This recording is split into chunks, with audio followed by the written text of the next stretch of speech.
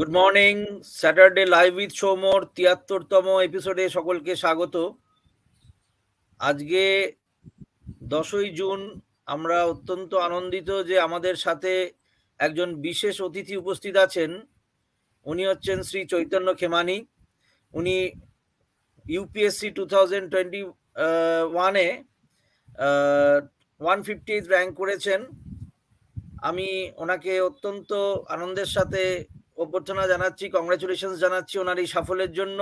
এবং আমাদের এই শোতে মিস্টার খেমানি আপনাকে welcome. Thank you so much for inviting me. তো আপনি তো শিলিগুড়ি থেকে বিলং করেন। তো আজকে আমরা ওয়েস্ট বেঙ্গলের থেকে যে ইউপিএসসি যারা যারা পাশ করেছেন তাদের এই প্রোগ্রামে সেই সকলকেই কংগ্রাচুলেশন জানাচ্ছি। আশা করি ভবিষ্যতে বাকি আরো কয়েকজনকে আমরা এই প্রোগ্রামে আনতে পারবো। তো আজকে আমরা পেয়েছি আপনার কাছ থেকে বিশেষ কিছু জিনিস আমরা জেনে নিই। ওয়েস্ট বেঙ্গল থেকে যারা WBCS পরীক্ষা দিচ্ছে তাদের কিছু সুবিধা আশা করি হবে এই প্রোগ্রামের মাধ্যমে। তো ফার্স্টে আমি একটু আপনাকে জিজ্ঞেস করব, যদি আপনি আপনার সম্বন্ধে একটু বলেন যে আপনি আপনার এডুকেশনাল কি কি করেছেন, কি পড়াশোনা করেছেন, এবং সর্বোপরি ওয়াই সিভিল সার্ভিস, মানে আইএএস বা আইপিএস বা এইদিকে আপনার ঝোঁকটা কখন থেকে এলো বা কিভাবে এলো, যদি একটু আমাদের দর্শকদের প্রথমে একটু বলেন। আমি স্কুলিং শিলিগুড়ি থেকে ডন বস্কো স্কুল শিলিগুড়ি থেকে 10th এবং 12 করেছি।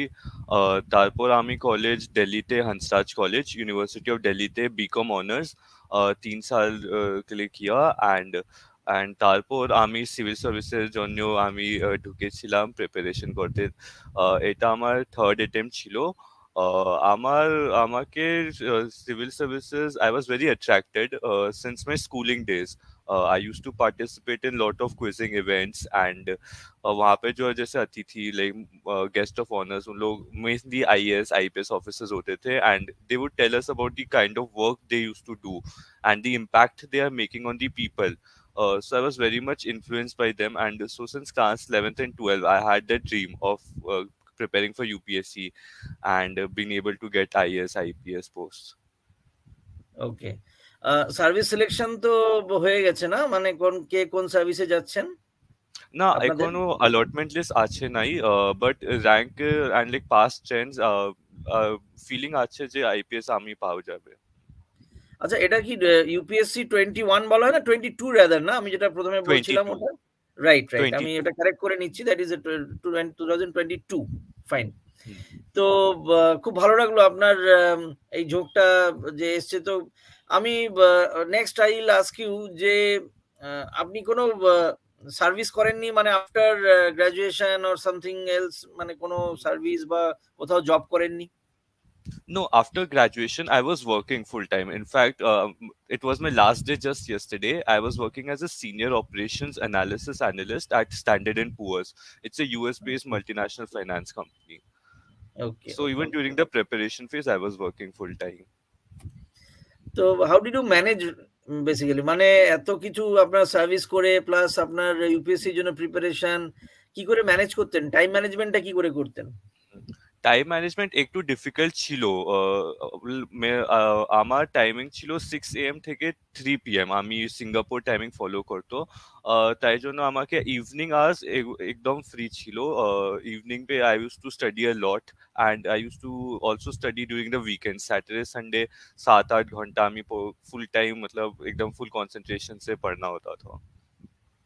अच्छा अच्छा, अभी अगर हम लोग प्रिलिमिनरी के बारे में डिस्कस करें तो प्रिलिमिनरी में जो तो होता है कि 2 पेपर होता है। तो ये सीसेट वाला पेपर आप कैसे प्रिपेयर किए, मतलब जरूरत पड़ा प्रिपेयर करना? क्योंकि आप तो वो स्ट्रॉन्ग जो आपका जो बैकग्राउंड है उसी तो जरूरत नहीं होता है शायद सीसेट में उतना एम्फेसिस देना, है ना? जैसे मैं फाइनेंस बैकग्राउंड से था तो मेरे को जैसे क्वांटिटेटिव एप्टीट्यूड हुआ, लॉजिकल रीजनिंग हुआ, that was relatively I had that background. But considering कि अभी इतना ज्यादा डिफिकल्ट लेवल हो रहा है, I would be advising to all the candidates to pursue some at least follow some mock papers for CSAT and study very religiously because CSAT is becoming very tough in the coming years. Tough मतलब जो science background और engineering background है, ये आपका जैसे background है, उनके लिए भी टफ लग रहा है, ये सिर्फ आर्ट्स वालों के लिए ही टफ लग रहा है? नहीं, लाइक आई वाज टॉकिंग जैसे अपने बाकी लोगों के साथ में, those are from science engineering background, they are also finding it tough. So इसीलिए आई विल से कि टू बी वेरी मतलब up to the mark with maths and English reasoning. Tough क्यों है? मतलब ये अगर जरा हमें बताएं तो why it is you are saying that is tough, मतलब क्वेश्चन क्या हट के आ रहा है, क्या है इसमें? देखिए, अगर सी सेट पे इस बार का पेपर को हम लोग एनालाइज करें तो विल सी कि क्वेश्चन जितने भी एमसीक्यूज है they are very very close. मतलब ऐसा नहीं हो पाएगा कि आप थोड़ा एक लॉजिकल रीजनिंग के साथ में मतलब आप एलिमिनेट कर सकते हैं। And questions are also getting very lengthy. तो 80 क्वेश्चंस को कंप्लीट करना within 2 hours, it it is becoming difficult. ये दो रीजंस है कि इट इज बिकमिंग मतलब थोड़ा ये लेंदी एंड। कॉम्पीट करना जरूरी है क्या? क्योंकि पास मार्क्स तो आ ही जाता है मतलब बिना कॉम्पीट करके ही। देखिए, जैसे 80 क्वेश्चंस रहते हैं तो आई विल बी सजेस्टिंग कि to have a good good मतलब कवर करना। आई एम नॉट सेइंग कि 80 का 80 करो, बट अच्छा खासा नंबर अटेम्प्ट करके आना चाहिए। अगर थोड़ा भी आइडिया हो तो आई विल से कि उसको अटेम्प्ट करना चाहिए। अगर बिल्कुल कुछ नहीं आता उस क्वेश्चन पे तो it's very wise to skip it. अच्छा। अच्छा, प्रिलिमिनरी का जो फर्स्ट पेपर है GS1 पेपर में, उसमें जो सारे सब्जेक्ट रहते हैं, उसका तैयारी आप मतलब कैसे किया जा सकता है शुरू से अगर आप बोले तो? देखिए, ओके, जीएस पेपर के लिए for starting I say to start with NCERTs. They are the मतलब bedrock for a preparation. NCERTs from class 6 to class 10 holistically उसको कवर कर लेना चाहिए। अच्छा। If you pick up any years paper and उसको NCERT पे देखे तो यूल फाइंड कि maximum questions are sourced out from NCERT itself. तो एनसीईआरटी को एकदम अच्छे से कवर करना है। फिर उसके बाद में स्टैंडर्ड बुक्स है वो सब कवर करो। एंड फिर उसके बाद में जैसे जो ऑनलाइन मॉक पेपर्स रहते हैं उसको सॉल्व करो for getting that feel of the examination and developing intelligent guess work for GS paper 1। আচ্ছা, মোটামুটি প্রিলিমিনারির জন্য কতদিনের মানে কত মাসের প্রিপারেশন উইল বি সাফিসিয়েন্ট? আমি ভাবেছি যে 5 to 6 months is required for prelims at this stage because prelims has become very difficult in the coming in this year and in the coming years. So dedicating 5 to 6 months is very important for prelims. Okay, 5 to 6 months। And prelims এর সাথে কি মেইনের preparation করা যেতে পারে, নাকি only for prelims আগে complete করে then will go for main exam? देखिए, व्हाट आई से इज कि मई जून में प्रीलिम्स का एग्जाम होता है। So at least from March onwards prepare solely for prelims and before that like during January December November month you can prepare prelims and mains both. मतलब overlapping करके to prepare both. আচ্ছা, শুরুতে ওটা খালি preliminary based করাটাই better. नहीं, शुरुआत में मेंस एंड प्रीलिम्स दोनों प्रिपेयर करो एंड जैसे जैसे अच्छा, प्रीलिम्स से एग्जाम पास में start preparing only for prelims. Only for mains, okay. तो दोनों अगर एक साथ प्रिपेयर करना चाह रहे हैं तो उसमें क्या होगा? मतलब एनसीईआरटी शुरू में पढ़ना होगा, उसके बाद हाँ, स्टैंडर्ड बुक करना होगा, ऐसा होगा क्या? कोई एक सब्जेक्ट चुन ले, मान लीजिए हिस्ट्री, हिस्ट्री में एनसीईआरटी भी पढ़े, साथ में साथ वो स्टैंडर्ड बुक्स भी पढ़ना शुरू किए, वो करा जा सकता है? देखिए, अगर एनसीईआरटी और स्टैंडर्ड बुक्स को देखें तो दे आर मोर और less overlapping for prelims and mains both. तो ड्यूरिंग द स्टार्टिंग डेज अगर प्रीलिम्स और मेंस के दोनों के साथ में पढ़ रहे NCERT and standard textbook, so that is helpful and that is also smart decision कि within that limited time and energy you are able to cover both. Okay, okay. আমি yes. দর্শকদের বলব, যারা questions করতে চান mister খেমানিকে, তাহলে তারা comment বক্সে লিখলে আমরা কমেন্ট থেকে কোয়েশ্চেনসটা এখানে পিক আপ করতে পারি। আম তো কয়েকটা কমেন্ট অলরেডি এসে গেছে। আমরা আস্তে, আস্তে ওগুলোকে নিয়ে নেব। ফর দ্য টাইমিং ডিসকাশনটা একটু জারি রাখছি আমরা। আচ্ছা, আমি জানতে চাইবো মিস্টার খেমানি যে প্রিলিমিনারিতে যে সাবজেক্ট গুলো আছে ওটার কোনো কি মানে আলাদা করে ওয়েটেজ দিয়ে পড়ার দরকার আছে, নাকি মানে কোন সাবজেক্টটা বেশি পড়তে হবে, কোন সাবজেক্টটা কম পড়তে হবে, এমন কোনো ব্যাপার আছে, না ওভারঅল সবকটা দিয়ে একটা ব্যালেন্সড ওয়েতে এমফাসিস বা জোরটা দিতে হবে? देखिए, प्रीलिम्स एकदम अनप्रेडिक्टेबल है तो आई से कि सबको को इक्वल इंपॉर्टेंस दे करके पढ़े बिकॉज ऐसा हो सकता है इस एक साल हिस्ट्री से ज्यादा क्वेश्चंस आ गया and next year science and technology से आ गया। तो इसलिए giving equal importance to each and every topic is required. और करंट अफेयर्स या न्यूज़पेपर, रीडिंग न्यूज़पेपर कितना इम्पोर्टेंट है? जो पैटर्न चल रहा है अभी यूपीएससी में, कितना इम्पोर्टेंट होगा? देखिए, current affairs is very very important questions को एनालाइज करने से यूल सी कि पास्ट 24 मंथ्स तक क्वेश्चंस आ रहे हैं, so at least getting an overall idea of the past 24 months via newspapers and monthly compilations which are produced by various coaching institutes, उसको religiously follow करना चाहिए। लेकिन मैं थोड़ा देख रहा था उस दिन कि ये जो करंट अफेयर्स का जो कंपाइलेशन आप बता रहे हैं, जिसका ज़िक्र कर रहे हैं आप, उसमें जो है ना, वो एक एक्सपर्ट लेवल का नोट है। लेकिन जो नॉर्मली जो यूपीएससी में जो बोला जाता है कि एक जनरल स्टैंडर्ड ग्रेजुएट का जो कैपेसिटी होना चाहिए, उसके हिसाब से आप पढ़िए। तो वो एक्सपर्ट लेवल आपको पढ़ना ज़रूरी है क्या? खुद अपना जो अंडरस्टैंडिंग है उसके हिसाब से थोड़ा बहुत उन कोचिंग का जो आप बोल रहे थे कि उसका हेल्प लेके बनाना चाहिए अपना नोट खुद का? देखिए, जो मंथली कंपाइलेशन रहते हैं उस पे एक्सपर्ट लेवल डिस्कशंस रहते ही है। What a candidate needs to do is to understand the logic behind those things and get that overall comprehension and idea about it, so that अगर कोई भी क्वेश्चन है you will be able to solve it, so that's the logic behind these. अच्छा, वो अगर depth में है तो वो भी पढ़ना जरूरी होता है ना, यूपीएससी के लिए? डेप्थ में पढ़ना and getting that overall idea and comprehension की इसके बारे में, कि you get that rough idea कि ये क्या चीज है, दैट इज इम्पोर्टेंट। अच्छा। इसमें कि कोई ये है कि नेशनल इंटरनेशनल ज्यादा इम्पोर्टेंट है, स्पोर्ट्स कम है, या इकोनॉमी का न्यूज उतना इम्पोर्टेंट नहीं है, ऐसा कुछ है क्या? सारे चीजों सही तरीके से पढ़ना है? आई से कि सब कुछ को अच्छे से पढ़ना है। फॉर एग्जाम्पल, ईयर 2020 में, नहीं 2021 में there were two questions based on sports Olympics and I think एक स्पोर्ट्स रिलेटेड अवार्ड के बारे में क्वेश्चन आया था।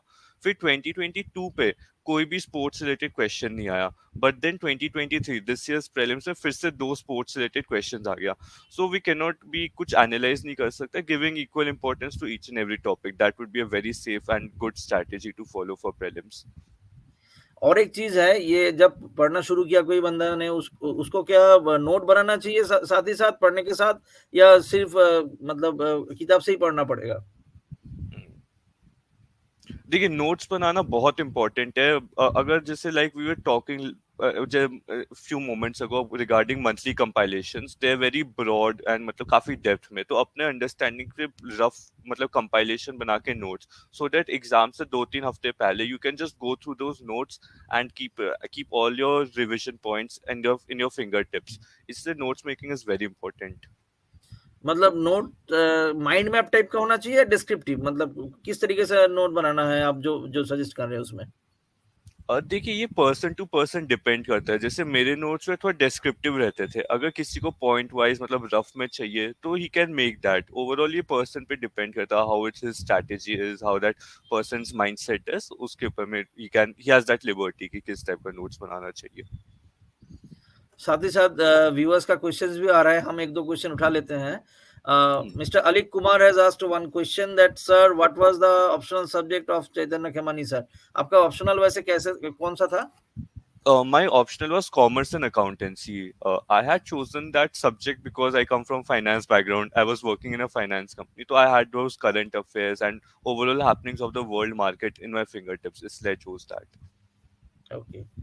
और एक क्वेश्चन आया है स्नेहली मिश्रो से, sir what was the optional subject? Optional subject के लिए कितना टाइम देना चाहिए? मैं इसमें ऐड करूंगा कि मतलब कब से पढ़ना चाहिए? आपने बोला कि 8 to 10 मंथ से शुरू से, मतलब एनसीईआरटी शुरू करे, उसके बाद स्टैंडर्ड बुक्स ले ले, लेकिन ऑप्शनल कहाँ पे घुसेगा? वो कितना टाइम बाकी रहने से आप ऑप्शनल शुरू कर सकते हैं हम लोग?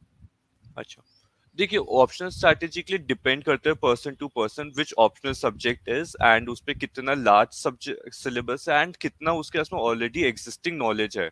For me commerce and accountancy मेरे पास में ऑलरेडी एग्जिस्टिंग नॉलेज था, so I was able to prepare like around mains के टाइम पे I had given full hardcore preparation for optional subject, and before prelims थोड़ा बहुत मतलब overall I was practicing for commerce and accountancy. So it completely depends कि आपका क्या optional subject है, कितना एक्सपोजर है, कितना आपके पास में नॉलेज प्री एग्जिस्टिंग बेस है। अच्छा। तो आपके हिसाब से, मतलब आपका जैसे उसमें एक्सपर्टाइज था, उसमें कितना टाइम लगा एग्जैक्टली? मतलब 2-3 कितना टाइम लगा एक्चुअली?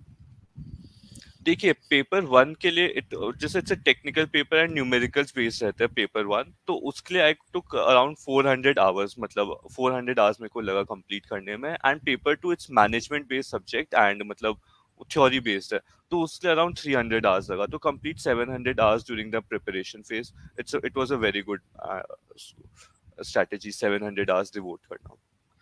मतलब ये प्रीलिम्स से पहले या प्रीलिम्स और मेन मिला के टोटल टाइम जो प्रीलिम्स अब एंड जो मेंस खत्म? मिला के टोटल सब्जेक्ट, मतलब मेरे कॉमर्स अकाउंटेंसी के 700 आवर्स बोथ पेपर्स के लिए, that's a good thing. Okay, okay, fine. Next, we come to the main exam. We'll focus on that two particular papers which we don't have in the West Bengal Civil Services. Maybe अभी introduce होने भी जा रहा है वो ऐसे paper जो है। तो ऐसे के लिए क्या कैसे प्रिपेयर किए थे आप, और कोई सजेस्टिव कुछ था क्या? थोड़ा अगर थोड़ा एक्सप्लेन करें हम लोगों को तो। ठीक है, अगर ऐसे पेपर का हम लोग देखें तो मोर ज्यादा ज्यादा करके it is directing towards philosophical essays. तो इसके ओके। लिए गेटिंग ओवरऑल, मतलब जो फर्स्ट ऑफ ऑल जो NCERT standard books that you prepare for GS, उस पे आपको फॉर्डर मिल जाएगा। उसके अलावा reading non fiction books overall, जैसे because a good reader is a good writer, तो इसलिए जस्ट रीडिंग गुड बुक्स अपने फ्री टाइम पे। थर्ड, प्रिपेयरिंग मतलब list of possible quotations, facts, figures थोड़ा बहुत। These helps in preparing for essay, because of writing 1500 words in उसके आपको fodder चाहिए होता है, and you get those fodders from those topics for essay. And of course continuous practice is important, getting your answer essays evaluated by your peers जो past में prepare कर चुके हैं, उनको उनसे आप review करवाओ, and then working upon those flaws and क्या बोलते हैं opinions, उस पे work करके improving your essays. फाइन। अच्छा, और एक बात है, ये ऐसे तो मतलब करंट अफेयर्स रिलेटेड ऐसे भी हो सकता है, फिलोसॉफिकल भी वैसे टाइप का भी हो सकता है, दोनों मिला के भी हो सकता है। तो कोई सजेशन टाइप का कोई ऐसा हो सकता है कि मतलब 50 या 60 या 100 ऐसे बेहतर प्रिपेयर करके जाएं, उधर वहां से कॉमन आ जाता है, ऐसा कुछ होता है क्या? नहीं, सभी वहां पे जाके लिखना पड़ता है, ऐसे टाइप का है? नहीं, वैसा कुछ नहीं है। देखिए लक के ऊपर डिपेंड करता है, हो सकता है कि आप 2 एसेस पढ़ के जाएँ दोनों आ जाए, या फिर आप 50-60 पढ़ के जाओ उससे 50-60 में से कुछ भी नहीं आए। तो इट कंप्लीटली डिपेंड्स, लक के ऊपर में भी एक काफ़ी फैक्टर रहता है। बट ओवरऑल मतलब जितना प्रिपेयर कर सके उतना ही बेटर होता है देखिए एग्ज़ाम के लिए। अच्छा, और एक पेपर है जो है एथिक्स का जो पेपर है। एथिक्स का हाँ। पेपर तो वो तो मुझे तो लगता है थोड़ा-सा इनबॉर्न है ही है, जो एथिक्स का जो वैल्यूज़ है, इंटरेस्ट है, और उसके साथ थोड़ा प्रिपेयर भी करना पड़ेगा। तो ये कैसे आप मैनेज किए थे? अच्छा, जैसे this was my second mains, उससे पहले आई हैड गॉट 101 एंड इस बार मेरे को 120 आया मेरे जो ऐसे पेपर में। So what strategy I followed was to take a standard book. I took Lexicon ethics के लिए, उस पे जितना भी मतलब टॉपिक्स से सब रहता है उसको अच्छे से प्रिपेयर कर लेना। एंड फिर काफी रियल लाइफ एग्जांपल्स हुआ from in and around the world, अच्छे अच्छे like people who have worked in the field of ethics, good IAS IPS officers जिन्होंने इम्पैक्ट मेक किया, तो उससे काफी एनरिच करना अपना आंसर्स एग्जांपल्स दे करके।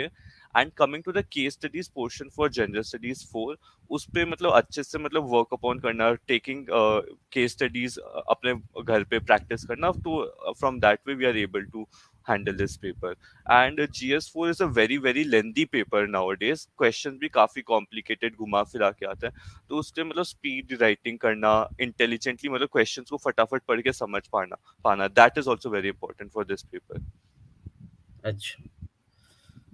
इसमें मैं 2 और भी क्वेश्चन आया हुआ है सीसैट लेके, मैं इस रखता हूँ स्क्रीन पर।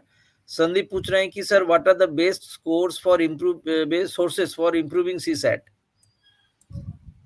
और इसके साथ और फर्स्ट भी एक क्वेश्चन आया हुआ है, मैं ले लेता हूँ साथ में। प्लीज सीसैट स्ट्रेटेजी नहीं है उना के अरेक बार जिज्ञेस करो, आप बोले हैं फिर भी बस अब सोर्स थोड़ा अगर बता दे पहले। ठीक है। देखिए सीसैट के लिए काफी मतलब आई थिंक RS अग्रवाल बोल के एक मैथ्स MBA प्रिपरेशन का बुक आता है, we can pick that up. और भी कई कोचिंग इंस्टीट्यूट्स है जिनका MBA लेवल क्वेश्चंस आते हैं, तो वी कैन प्रिपेयर दैट। उस पे एक जो काफी डिफिकल्ट क्वेश्चन आता है you can ignore that, but basic वहां से कवर किया जा सकता है अच्छा। फॉर ये सीसैट। बोलिए।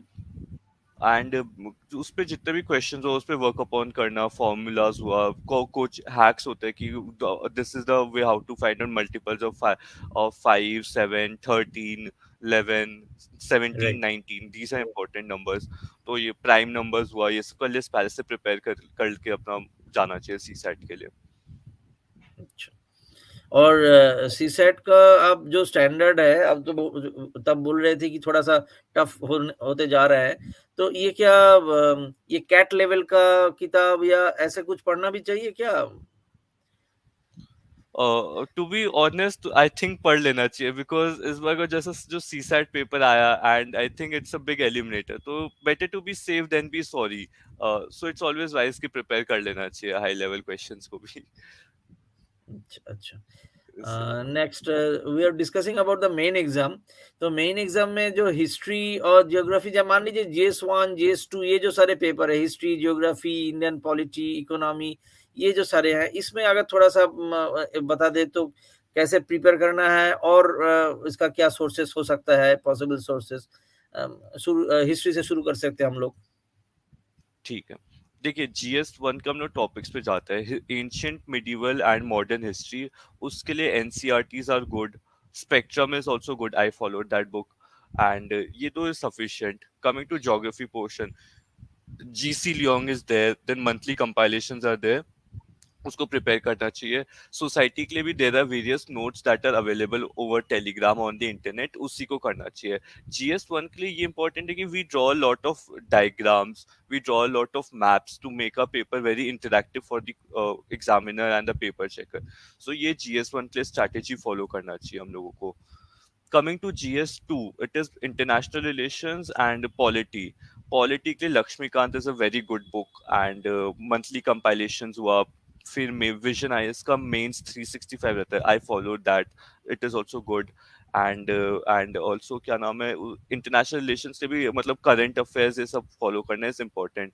इस पेपर में ये इंपॉर्टेंट है कि you give a lot of examples, case studies, ये सब देने से काफी हेल्पफुल रहता है। Coming to GS3, it is environment. Then we have got science and technology, economics, internal security, disaster management.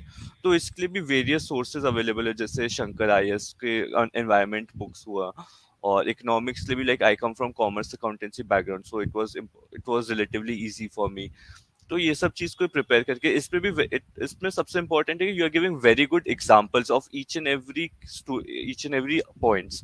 तो in that way you can fetch good marks for this paper. अच्छा, तो इसमें जो आप जो बोले हैं, जो जो नाम लिए हैं वो किताब का, जैसे मान लीजिए जीएस का जो 1 का जो बोले हैं कि नॉर्मल जो एनसीईआरटीज़ हैं उसके साथ स्पेक्ट्रम का जो राजीव आहिर का मॉडर्न इंडिया शायद आप बोले हैं। तो बाकी तो और भी बहुत सारे किताब हम बाज़ार में देखते हैं कि मिलता है, काफ़ी बोलते भी हैं सारे। तो वो सब किताब क्या एकदम बिना टच किए एनसीईआरटी और इसमें हो जाएगा, मतलब रिक्वायर्ड स्कोर आ जाता है? जस्ट आई एम माने एंश्योरिंग इट। देखिए, मेरे पास में जैसे लिमिटेड टाइम रहता था, because I was working full time, तो for me it was very okay. Important to keep my sources limited. जितना भी पढ़ रहा हूँ उसको अच्छे से पढ़ना है। But if somebody is having preferences for some other book, then he can go definitely for those book which are available in the market. नहीं, मेरा ये कहना था कि मान लीजिए एक-एक सब्जेक्ट का 2-3 किताब सब पढ़ते हैं, तो इसका ही मतलब एक किताब में स्टिक करना चाहिए, ये 2-3-4 किताब जैसे-जैसे हो सकता है, वैसा भी मतलब तैयारी किया जा सकता है। जस्ट यही। देखिए हाँ, देखिए ये जो है बुक्स तो अनलिमिटेड है मार्केट में, so it becomes very important कि you keep your sources limited and जितना भी सोर्स से परस्यू कर रहा है उसी को ही अच्छे से मतलब करना, उस पर एटलीस्ट 2 बार 3 बार रिवीजन करके ही मतलब संतुष्टि आना चाहिए किसी को भी। अच्छा, ये रिटेन करना, ये पढ़ तो लेते हैं हम लोग लेकिन रिटेन नहीं कर पाते हैं, याद नहीं रहता है। इसके लिए आप कैसे रिविज़न करते थे या रिटेन करने का क्या प्लान था आपका? हाँ, अच्छा, ये रिटेन करना इज डिफिकल्ट डेफिनेटली, एंड 3 घंटा में जब लिख रहा होता है to get those points in the paper, that is becomes very very difficult. तो इसलिए नोट मेकिंग इज इम्पोर्टेंट। अपने खुद के हैंड राइटिंग में जब लिखा हुआ रहता है उसको कंटिन्यूअसली पढ़ना और उसको मतलब कंपाइल करते जाना, छोटा छोटा छोटा, with continuous revisions, continuous note making. जितना मतलब अपना short and brief and crisp कर ले अपना नोट्स, उससे से रिटेंशन हो पाता है। अच्छा। लास्ट में अगर इंटरव्यू के बारे में हम जानना चाहते हैं कि इंटरव्यू के टाइम में आप कैसे आपको प्रिपेयर किए थे? और आप कितने बार इंटरव्यू आप दे चुके हैं? आप इस ये तो आपका 3rd अटेम्प्ट था, आप बोले हैं पहले शुरू में। तो हुँ। इंटरव्यू आप कितने बार दे चुके हैं?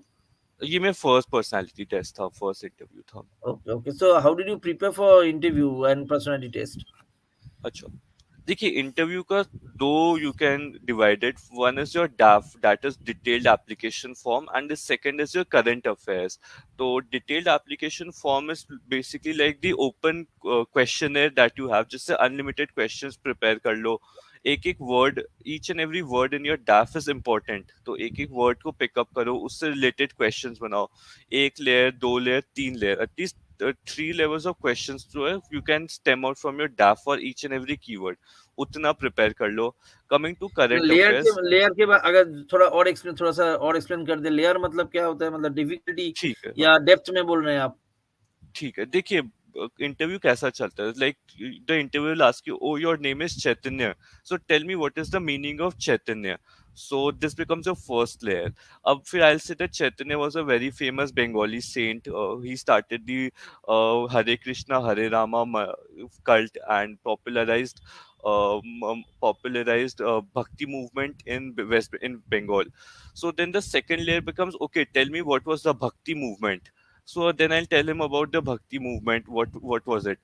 Then I'll say that, okay, so like we had Mirabai in Rajasthan, and then we had Sant Gyaneshwar in Maharashtra. Then the third layer can be, okay, so tell me about Sant Gyaneshwar. Which god did he popularize? Where is his main shrine?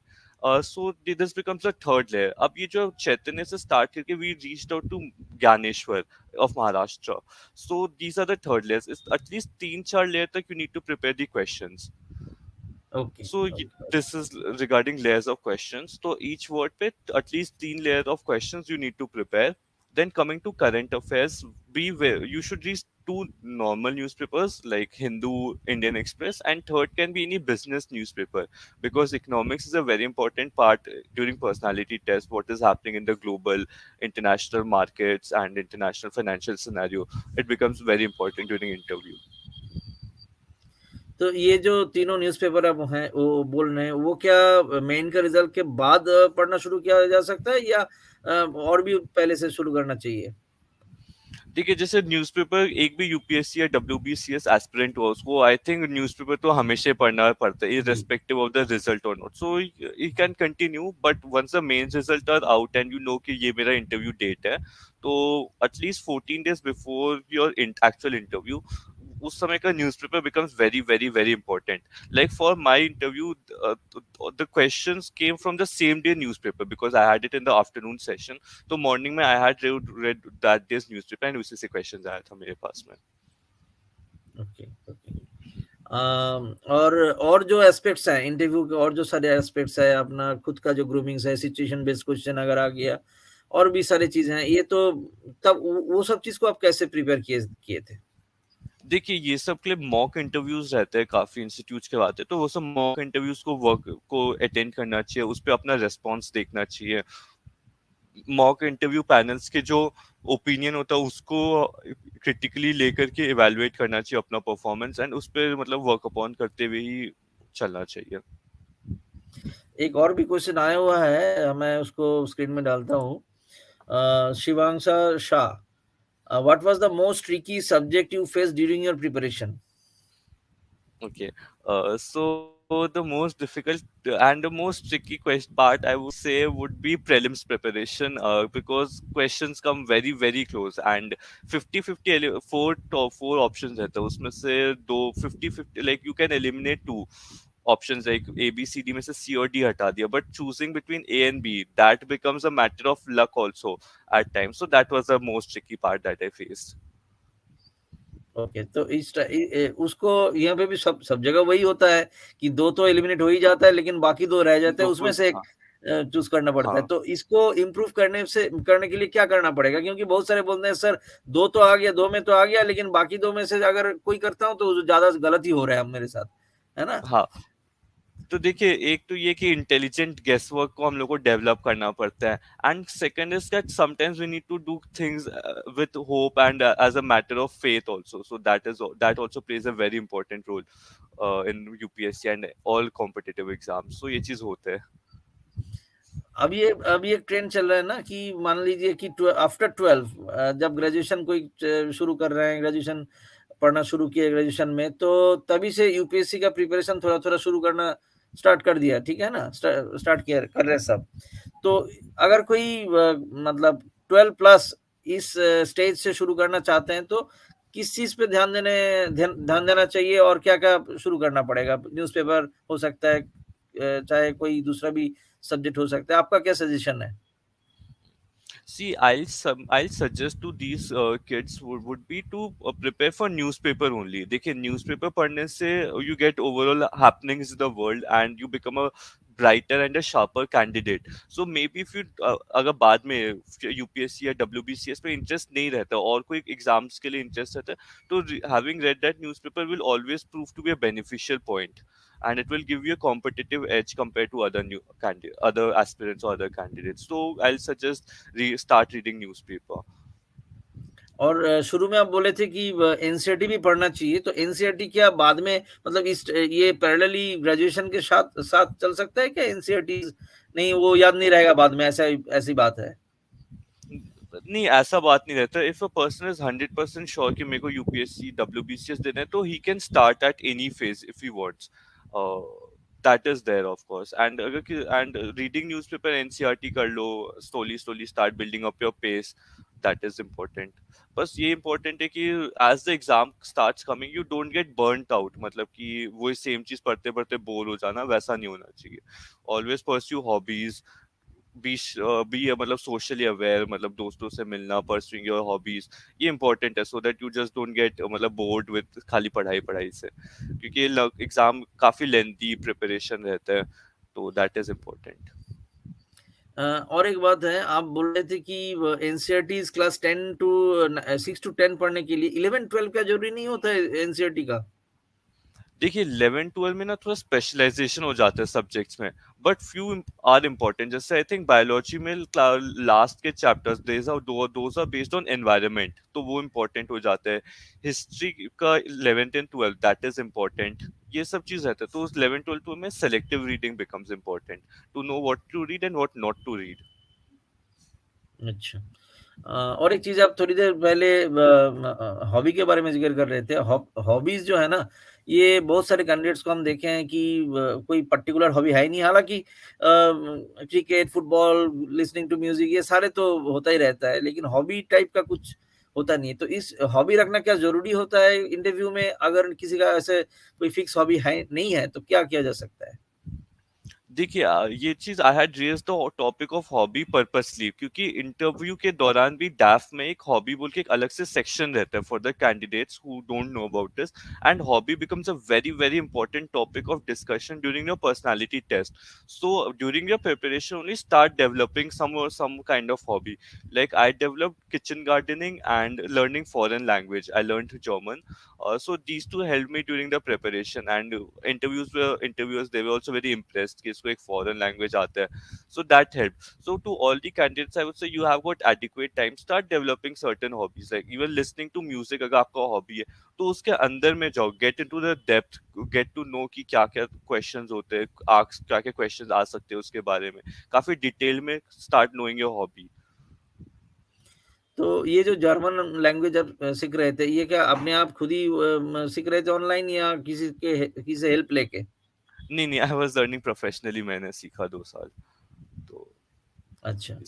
हाँ, तो so start becoming intelligent कि what can impress your the interviewer panel की and sets you apart from other candidates, so that becomes very important। and तो आपके पास में all the candidates, they have time, start developing certain hobby and getting to know it very nicely।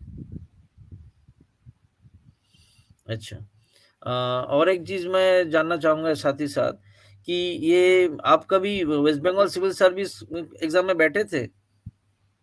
हाँ, मैं बैठा था, but I could not clear prelims, तो I left, देन फिर यूपीएससी में 100% आ गया था।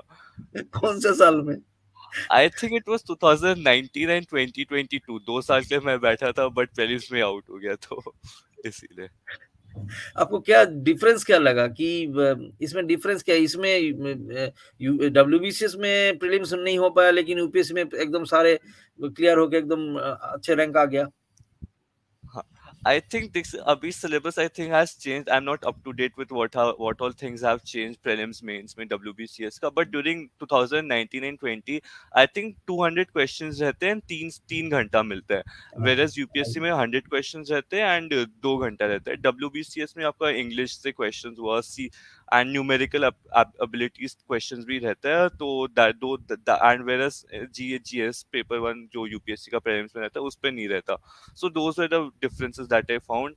And WBCS में I find कि more fact oriented questions रहते हैं, whereas UPSC में more मतलब थोड़ा reasoning and वैसे करके मतलब थोड़ा logical application of facts लगाना पड़ता है. So those were the differences I found. But I couldn't clear both the prelims during WBCS. और एक चीज है, जो अब जो पैटर्न के बारे में बोल रहे थे, ये 2019-20 में अभी जो पैटर्न है वही है, हालांकि सामने अच्छा, चेंज होने जाने फाइनल नोटिफिकेशन तो आया नहीं है, लेकिन चेंज होने वाला अच्छा, है शायद, ठीक है ना। अच्छा, तो हाँ, यूपीएससी के थोड़ा नजदीक जा रहा है ये जो पेपर्स हैं, डिस्क्रिप्टिव पेपर्स, मतलब पहले क्या था, यूपी बीसीएस में जो एमसीक्यू पैटर्न था मेन में भी, तो ये अच्छा, डिस्क्रिप्टिव शायद होने वाला है। और सामने जो डिस्क्रिप्टिव पेपर लैंग्वेज पेपर्स हैं, ऐसे पेपर एडेड होने वाला है। हाँ, और एक चीज है, वो कल्चर वाला जो पार्ट है वो हम भूल गए डिस्कस करना। कल्चर वाला पार्ट जो इंडियन कल्चर है, वो वेस्ट बंगाल में भी शायद डब्ल्यूबीसीएस में भी अच्छा, आएगा बाद में। तो इसको क्या आप कैसे किया तैयारी किए थे, कल्चर का जो पार्ट है वेस्ट बंगाल एंड इंडिया का? अच्छा। There is a very good book by Nitin Singhania sir, art and culture पे based. I followed that book for art and culture, and also for NCRTs जो ancient and medieval रहता है उसी से cover हो जाता है. So these two books, NCRTs plus standard book में Nitin Singhania sir's book on I think Indian art and culture नाम से है. So these were my sources. हाँ, नहीं, अब मैं आपसे ये 30-40 मिनट्स, मतलब बहुत काफी टाइम हो गया डिस्कशन करते हुए। मुझे एक चीज लग रहा है कि आपका जो सोर्सेस है बहुत लिमिटेड था, उसको ही आप अच्छी तरह से पढ़े हैं, लेकिन है ना, यही तो बात है मुझे हाँ, लग रहा है। वही sources limited, लेकिन जितना भी पढ़ा उसको अच्छे से पढ़ा. That was my strategy.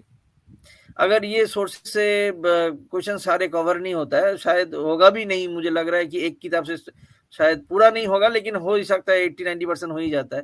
तो कितना आपको आपको क्या लगता है, कितना परसेंटेज कवर होता है ये सब लिमिटेड रिसोर्स? मान लीजिए एक किताब आप पढ़े हैं, मान लीजिए कि लक्ष्मीकांत का पॉलिटी आप पढ़े हैं, उसमें कितना परसेंट कवर होता है क्वेश्चन? देखिए ये बोलना काफी डिफिकल्ट रहेगा कि कितना परसेंट कवर रहता है, ईयर टू ईयर डिपेंड करता है। जैसे इस साल का जो प्रीलिम्स का पेपर है, यू कैन से कि काफी पुअर परसेंटेज रहा होगा कवर करने का। हो सकता है कि उससे पिछले साल काफी अच्छा परसेंटेज रहा। So giving any specific number would not do justice to the question at the moment. नहीं, मैं मेरा हिसाब से मान लीजिए, अगर वो उतना कवर नहीं करता है, फिर तो दूसरा जो गैप रह गया उसको तो कवर करने के लिए कि फिर भी दूसरा कोई किताब उठाना चाहिए, मतलब इसी हिसाब से मैं बोलना चाह रहा था।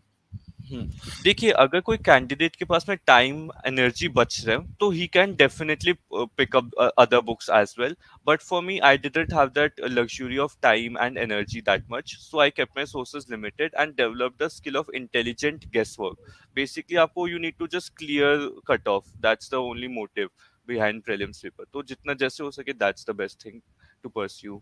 मेन में भी जीएस पेपर में भी जो सारे हैं 1 2 3 जो भी है, तो उसमें हाँ, भी वही स्ट्रेटेजी है, मतलब जो किताब है उसको ही बार बार पढ़ो, उसमें से जितना आएगा वही हम मतलब लिखना है। उतना ही लिखना। एंड फिर आप जब कोई भी सीरियस एस्पिरेंट होता है वो पढ़ते पढ़ते उसको एक ब्रीफ आइडिया हो ही जाते कि ये क्या चीज से रिलेटेड टॉपिक हो सकता है। Of course there would be 1 2 questions in each paper जिस जो एकदम ही आउट ऑफ लीग आए क्वेश्चंस वो सब। And if you are finding it difficult, there is a guarantee that other people will also find that question difficult only. तो ये चीज एक होता है, you need to see overall मतलब comparative analysis of other question, other candidates also, कि उनको भी अगर डिफिकल्ट लगे सो इट्स फाइन कि सबको डिफिकल्ट लग रहा है। और एक चीज़ है, कोई क्वेश्चन अगर मान लीजिए ठीक समझ नहीं पा रहा हूँ और लिखना नहीं आता है, पूरा लिख नहीं पाऊँगा, उस टाइम में कुछ ना कुछ क्या लिखने से कुछ मार्क्स मिलता है क्या? ऐसा कुछ नहीं है कि अगर जानो तो ठीक है लिखो, नहीं नहीं जानो तो नहीं लिखो, वरना ऐसा कुछ है? देखिए what I have observed from other mains candidates में, मतलब जो मेरे फ्रेंड्स हुआ अदर कैंडिडेट्स एग्जामिनेशन हॉल पे, तो लोगों को एक हाई मोटा मोटी लाइक यू कैन से कि एक अंदाजा हो जाता है क्वेश्चंस का। बट अगर कोई ऐसा क्वेश्चन आ जाए जिसके बारे में कुछ पता ही नहीं हुए एंड मतलब एकदम बकवास लिख करके आएगा, सो द जो पेपर चेकर है ही might get angry and then वो बाकी जो सब्सिक्वेंट आंसर्स होगा उसमें ही can take out his frustration and give you poor marks. तो ऐसा ब्लंडर नहीं करना है, just write something which is related to the topic and just move on to the next question, that I would say. अच्छा, और एक चीज़ का बता रहे थे, वो है डायग्राम, पेपर 1 में डायग्राम के बारे में बता रहे थे। तो डायग्राम क्या मतलब थोड़ा थोड़ा और एक्सप्लेन अगर करें तो डायग्राम कैसे बनाएँ? पूरा क्या हर एक लगभग क्वेश्चन्स का बनाना चाहिए, जिसमें ज़रूरत है उसमें तो बनाएँ ही, लेकिन जो जिसमें ज़रूरत नहीं है उसमें भी अगर डायग्राम एक दे दे छोटा-सा, उससे बढ़िया होगा क्या? क्या अगर थोड़ा-सा एक्सप्लेन करें तो? ठीक है, इफ वी अगर हम लोग जो पेपर चेक करके साइकोलॉजी पे जाए, यू अगर आप उनके पोजीशन पे जाए, you have to check questions day in day out, मतलब and you start getting bored. ठीक है, तो what you need to do is to make the paper entertaining for them, कि उनको भी एक ब्रेक मिले। So that is why you put diagrams to differentiate and they will also get impressed to see paper and like उनका भी जल्दी जल्दी correction हो, so they will feel happy and give you good marks. So that should be our objective, इसीलिए diagrams बनाना चाहिए। Of course कोई stupid सा डायग्राम बनाना, कुछ आउट मतलब कुछ ऐसी फालतू का कुछ भी डायग्राम बना देना, that doesn't make sense for this exam. कुछ भी related to question, for example जैसे अगर रिलेटेड टू, जैसे इस बार एक क्वेश्चन आता है rubber growing areas around the world, तो you can just highlight those areas with them, make a rough diagram of the world map and highlight the areas where rubber is grown, so that will fetch you brownie points from the paper checker। तो बस ये सभी और objective रहता है। Yes, yes, yes, हम समझ गए, लेकिन जो है कि मान लीजिए अगर कितना परफेक्ट होना चाहिए, है ना? मैप जैसे मान लीजिए कोई ज्योग्राफी का स्टूडेंट है ही नहीं, लेकिन मैप बनाना भी उतना ठीक तरीके से आता नहीं है, लेकिन ये रबर प्लांटेशन के बारे में कोई एक मैप ड्रॉ किया, उतना परफेक्ट नहीं हुआ, हाँ, तो उसमें ऐसा हो सकता है अच्छा मार्क्स खींचने की वजह से मार्क्स कट गया, है ना? देखिए यही बात होती है। जैसे मेरे साथ में हुआ था, I am not a very good, I can not make good maps but I practice beforehand and तो एक रफली एक मोटा मोटी like within 1 minute you need to make that diagram, एक तो just may get a good hand at drawing maps beforehand before the examination, तो हो बन जाना चाहिए वैसा कुछ, मतलब एकदम पिन पॉइंट करके नहीं बना, बट एक मोटा मोटी रफ एक डायग्राम बना लो, दैट्स इट। और एक क्वेश्चन मुझे लग रहा है आपको शायद करना चाहिए कि नहीं, आप तो सक्सेसफुल कैंडिडेट हैं और यहाँ पे एक बंदा भी लिखा भी है नॉर्थ बंगाल से काफ़ी सारा यूपीएससी का क्लियर हो रहा है, सभी ठीक ही है। वेस्ट बंगाल से आपको क्या लगता है, क्या अभी इतना वो नहीं हो रहा है, ज़्यादा नहीं मिलता है वेस्ट बंगाल से? ये क्या कारण हो सकता है, आपको क्या लगता है? आई कैन नॉट एनालाइज कारण ये सब, बट क्योंकि that would be a long process, but like if you see from past 2-3 years we are seeing कि काफी इंक्रीजिंग ट्रेंड में निकल रहे हैं जी, जी। कैंडिडेट्स।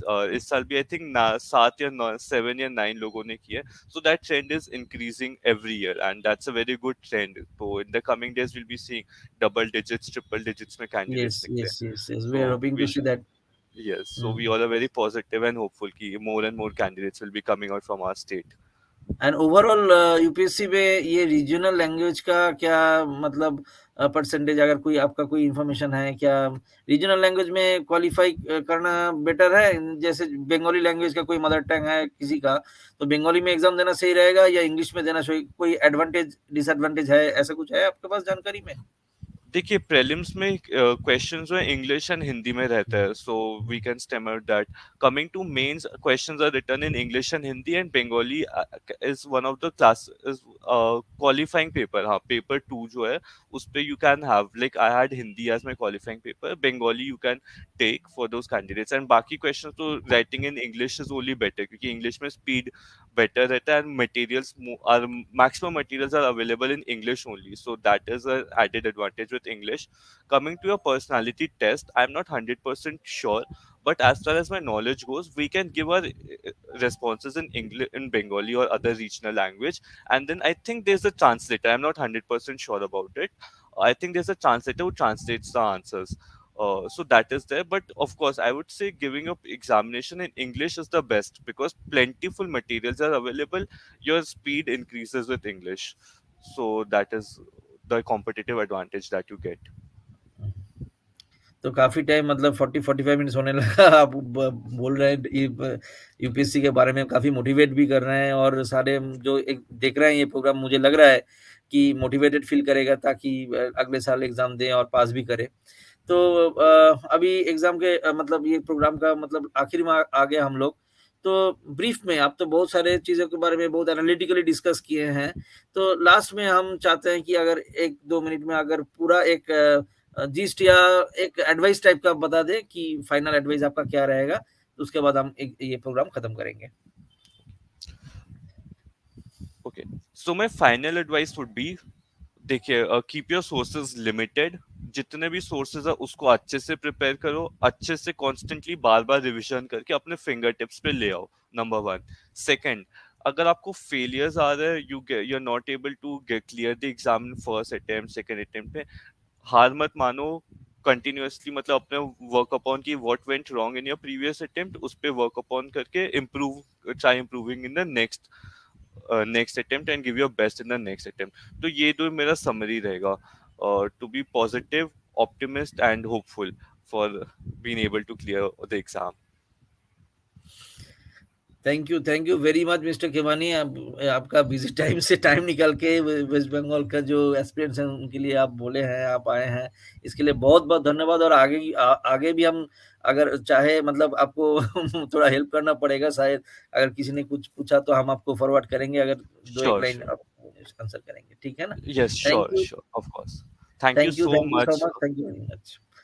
थैंक यू अब सो आने मच के लिए एवरीवन। धन्यवाद। Thank you. Thank you. ठीक है, नमस्कार। Thank you. नमस्कार। Thank you.